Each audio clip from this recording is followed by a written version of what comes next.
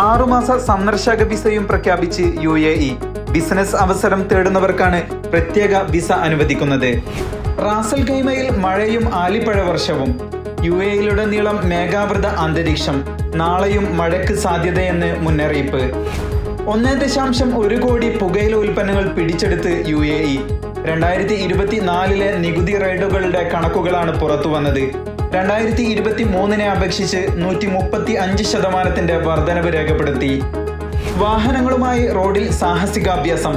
19 വാഹനങ്ങൾ പിടിച്ചെടുത്ത് Sharjah police. നിയമങ്ങൾ ലംഘിച്ചാൽ കടുത്ത നടപടിയെന്ന് മുന്നറിയിപ്പ്.